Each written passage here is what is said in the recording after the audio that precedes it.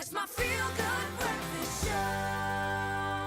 And a very warm welcome back. This is your Feel Good Breakfast Expresso on SABC3. Happy Monday to you. Now, of course, yesterday, Sunday the 4th, was World Sexual Health Day. Did you know that? Well, yes, Dr. Eve, hands in the air. Now, it is an annual global event with the purpose of to celebrate sexual health, and it is organized by the World Association of Sexual Health, and our very own Dr. Eve is the African Regional Secretary of this event. And this year's theme is Sexual Health, Eliminate the Myths, which we'll be exploring. But first, let's have a bit of a chat about the purpose of this event. Dr. Eve, what would you say is the overarching message of the entire event? Yeah, this is a fantastic global event that I'm so proud as a South African for us, Katlego, right now.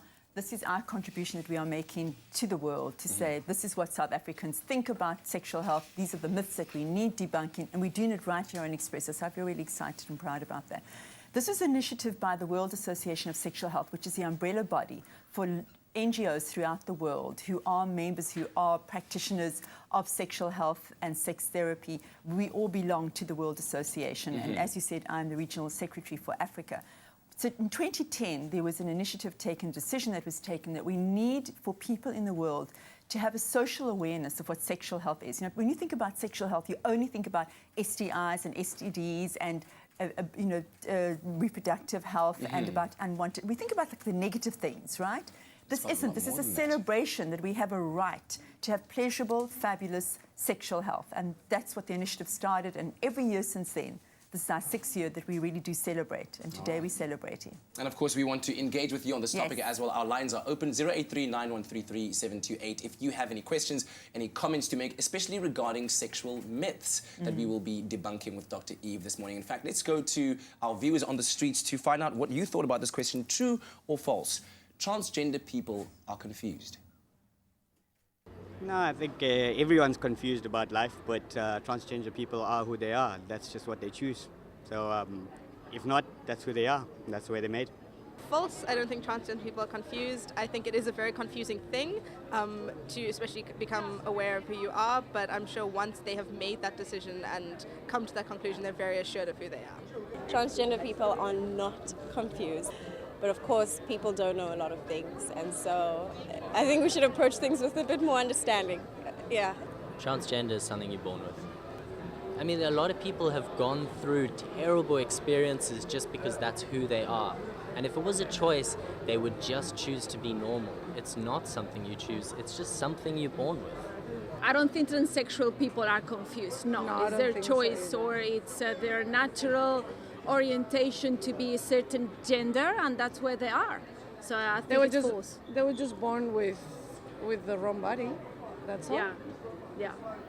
So I guess a resounding and overwhelming false to that statement regarding sexual health, that transgender people are confused, and perhaps it's those that are viewing it from the outside that are confused because they don't understand what it is and what it means. So perhaps an opportunity right now for us to shed some light on that. To give some facts. Yes, let's start off with that. What does it mean when you say transgender? What does it mean? Right. So what that means is that you are born with an awareness that the body, the external body that you have, including your secondary sexual characteristics, do not fit with how you identify or feel about yourself. So, for example, I may have been born with a female sexual characteristics, but I really feel as if I'm male. And then that becomes something which is called gender dysphoria, where you really feel there's an incongruency, there's a disconnect between how your body looks and how you feel about yourself. And you then enter into the world from very young, Katlego, really wanting to create congruency. And there's a lot of pain, there's a lot of difficulty in actually going through the process of acknowledging, because it's not a choice. You know, what the people on the street were saying, fabulous that they're so sex positive, but it's not a choice to wake up and say, actually, I want to be in the other gender. This is something which you really feel through great pain and difficulty. I need to create congruency between how I look and how I feel. And it takes a lot of work. It takes a lot of healthcare providers to be going through that process where you actually have to go through assessments, evaluations, and then you start doing your own transitioning, which includes hormone and sometimes surgery, and really redefining how you look so that there is congruency. So now I feel, okay, I am fitting, my external can look exactly the way that I feel about myself. And it's difficult from a point of view of getting your ID changed, for example, bathrooms, you know, which bathroom do I use? So, and facing terrible discrimination from the public who aren't aware of it and think this is just somebody who's dressing like the opposite sex and just being funny about it. This is a very difficult situation to go through. The best part about it is that the DSM-3, the DSM-5, which determines mental health, has taken it out as a mental illness and said transgenderism doesn't mean people are crazy at all. It just means that there is gender dysphoria, and if you are not going to become congruent with how you identify, you will feel depressed. You have a high risk of suicide, of addictions. So we want people to be congruent with how they feel about themselves, and we want society to accept that this is what they are.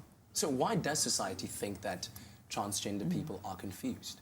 Yeah, because they think, well, is it just I'm a male? Is it that I'm a female? And they think it's like kind of playful, that we're just playing around as gender identity. We formed our own opinions on what you need to be in this box or that box, right? Exactly. We have these boxes of thinking what we call a binary model. Either we're male or we're female. And if we don't fit into either of those two, then we're not normal. There is something confusing and difficult, and those people are seen to be mentally ill, which they were until 2013. When the DSM-5 took it out and said, actually, no, this is not a confusion. This is not an abnormality. This is not a mental illness. These are people who suffer enormously in order to become congruent, feel one with how I was born and how I actually feel about myself.